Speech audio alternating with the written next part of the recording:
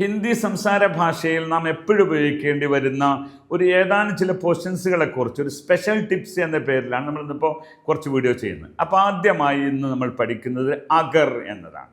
അഗർ, ഈ അഗർ എന്നത് അത് ഇപ്പോൾ ഹിന്ദി സംസാര ഭാഷയിൽ അഗറിൻ്റെ ഉപയോഗം ഇഫ് എന്നാണ്. കുറേ ഉപയോഗത്തിനുണ്ട്. ഇഫ് അല്ലെങ്കിൽ ഒരു കണ്ടീഷൻ പറയാൻ, നമ്മളൊരു കണ്ടീഷൻ പറയാനാണ് അഗർ എന്ന്. ചില ഉദാഹരണങ്ങളിലൂടെ നമുക്കൊന്ന് മനസ്സിലാക്കി പോകാം.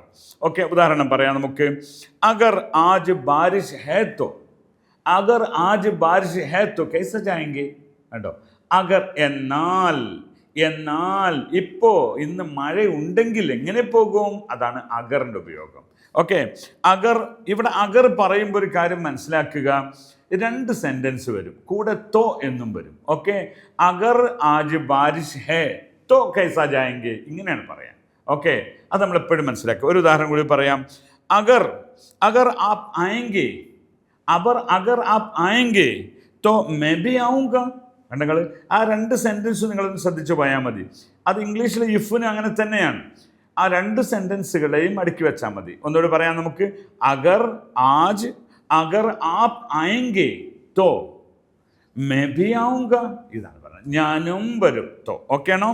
മൂന്നാമത്തെ ഒരു ഉദാഹരണം കൂടി പറയാം.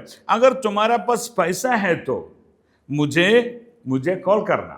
അഗർ തുമാരാ പാസ് പൈസ ഹേ തോ, അല്ലേ പറയാം അഗർ തുമാരാ പാസ് വക്ത് ഹേ തോ, ടൈം ഹേ തോ മുझे കോൾ കർന. നിങ്ങൾക്ക് ടൈം ഉണ്ടെങ്കിൽ എന്നെ വിളിക്കൂ എന്ന് പറയാം. നേരത്തെ പറഞ്ഞ് കാശ് ഉണ്ടെങ്കിൽ എന്നെ വിളിക്കുന്ന. ഓക്കെ, കാശ് ചോദിച്ചതാണ്, അപ്പോൾ കാശ് കിട്ടിയില്ല, ഇല്ല എന്ന് പറഞ്ഞു.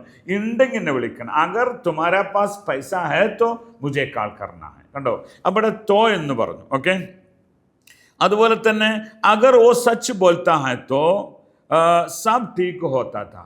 അതായത് ഓ സത്യം പറയുകയാണെങ്കിൽ എല്ലാം ശരിയാകുമായിരുന്നു. ഇവിടെയാണ് സച്ച് ബോൽത്തേ ഹൈ തോ. അപ്പോൾ ഇവിടെ തോ മനസ്സിലാക്കുക. ഇനി മൂന്നാമത്തെ ഒരു പോയിന്റ് ഇതിൽ പറയാനുള്ളത്, ഈ അഗർ എന്നതിനെ സംസാര ഭാഷയിൽ ഉപയോഗിക്കുമ്പോൾ അഗർ ഒഴിവാക്കിയും പറയും. അതിങ്ങനെ പറയാം, ആപ്കാ പാസ് പൈസ ഹൈ തോ മുझे പതാനാ ഹേ. അവിടെ അഗറിൻ്റെ മീനിങ് അവിടെ ഉണ്ട്, അഗർ ഉപയോഗിക്കുന്നില്ല. അപ്പോൾ അഗർ എന്നതിനെ എപ്പോഴും ഉപയോഗിച്ചുകൊള്ളണമെന്നില്ല. അഗർ എന്ന് ഉപയോഗിക്കാതെ തന്നെ അത് വരുമെന്നും അതിൻ്റെ അർത്ഥം മനസ്സിലാക്കുക. പിന്നെ ഒരു പോയിന്റ് കൂടി ഇതിൽ പറയാനുള്ളത്, നമ്മളെപ്പോഴും കേൾക്കുന്നൊരു വേർഡാണ് ലേക്കിൻ, ബട്ട് എന്ന്. അതും ഈ അഗറിൻ്റെ സ്ഥാനത്തും മഗറിൻ്റെ സ്ഥാനത്തും ഉപയോഗിക്കും. മഗർ നമുക്ക് അടുത്ത് പഠിക്കാനുണ്ട്, അത് ഉപയോഗിക്കുന്നതാണ് എന്നതുകൊണ്ട് ഇല്ലാതെയും ഉപയോഗിക്കും, ഈ സ്ഥാനത്ത് ഉപയോഗിക്കും എന്ന് പറയാം. ഓക്കെ, രണ്ട് ഉദാഹരണം കൂടി നമുക്ക് പറയാം.